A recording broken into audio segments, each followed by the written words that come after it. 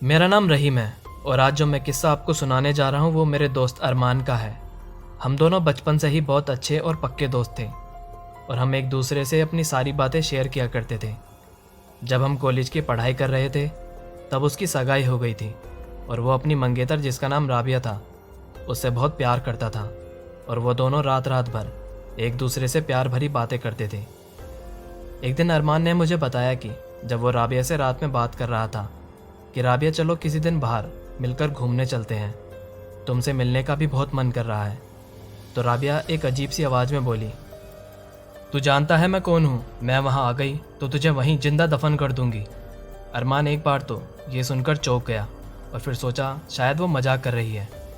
फिर अरमान उसकी बातों को मजाक में ले गया और मजाकिया अंदाज में बोला, क्या कर लोगी तुम मेरा, जब मिलोगी तो वो भी देख लेंगे। और फिर वो बोली, तो देख फिर आज रात तेरे साथ क्या होता है। और ये सब कहकर उसने फ़ोन रख दिया। फिर अगली सुबह जब अरमान मुझे मिला तो वो अपनी आप बीती मुझे बताने लगा। उसने पहले मुझे अपनी रात फ़ोन वाली बात बताई और फिर उसके साथ उस रात जो हादसा हुआ वो भी बताया। उसने बताया जब रात के करीब 2-3 बजे के आसपास अचानक से उसकी नींद खुली तो उसने देखा उसके सामने एक सफ़ेद लंबी दाढ़ी वाला आदमी बैठा था और वो बोला, ले आ गया मैं, और देख अब तेरा क्या हाल करता हूँ। और इतना कहते ही उसने एक हाथ से अरमान का गला पकड़ लिया और उसे ज़मीन से 3 से 4 फीट ऊपर उठा दिया और जिससे उसकी सांस रुकने लगी थी। और फिर अरमान ने अल्लाह का नाम लेते हुए नमाज पढ़नी शुरू कर दी। फिर तभी वो शैतान उसके सामने से गायब हो गया। लेकिन मुझे उसकी बातें सुनकर बड़ा अचंभा हुआ कि ऐसे कैसे हो सकता है। मैंने उससे कहा कि क्या पता ये तेरा कोई डरावना ख्वाब हो। वो बोला, नहीं भाई, वो कोई ख्वाब नहीं था, बल्कि वो कोई शैतान था जो मेरी जान लेने के लिए आया था। तो मैंने अरमान से पूछा कि क्या तूने इस बारे में राबिया से बात की। नहीं, अभी तो मेरी उससे कोई बात नहीं हुई। फिर रात में अरमान ने राबिया से फ़ोन पर बात की और बोला कि कल रात तुम मुझे क्या अनाप शनाप बोल रही थी। फिर राबिया बोली कि ऐसा कैसे हो सकता है, क्योंकि कल रात तो मेरा फ़ोन बंद था, तो मैं तुम्हें कैसे फ़ोन करती। ये सुनकर अरमान के रोंगटे खड़े हो गए और उसने तुरंत फ़ोन काट दिया और उसी वक्त उसने मुझे फ़ोन किया और बोला, राबिया की तबीयत ख़राब है, कल हमें उससे मिलने उसके घर चलना है। अगले दिन हम दोनों तैयार होकर राबिया के घर पहुँचे और उसका दरवाज़ा खटखटाने लगे। राबिया ने दरवाज़ा खोला और सामने खड़ी राबिया बदली हुई आवाज़ में बोली, तो तू यहाँ भी आ गया। रात तो तू बच गया था, लेकिन अगर तूने अंदर कदम रखा तो यहीं तेरा जनाजा निकाल दूंगा। राबिया को शांत करते हुए वो बोला, राबिया ये तुम क्या बोल रही हो।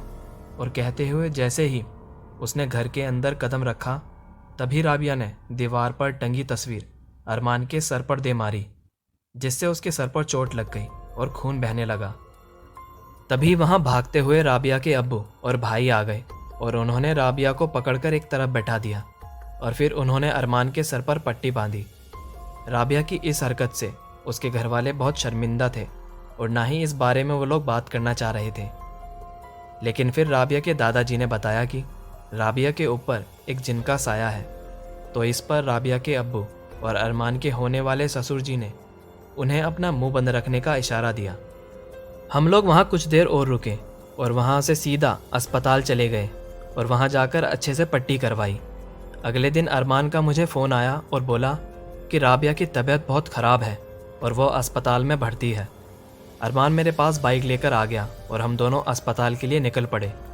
और अस्पताल पहुंचकर हमने डॉक्टर से राबिया के हालात के बारे में पूछा तो उन्होंने बताया कि राबिया के हालात बहुत नाजुक हैं और ना ही किसी असल बीमारी का पता चल पा रहा है।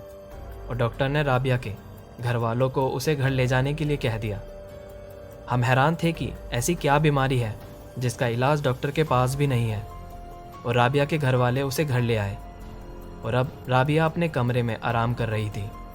जब नींद से उसकी आंखें खुली तो उसने अपनी अम्मी से बोला कि वो अरमान से अकेले में कुछ बात करना चाहती है।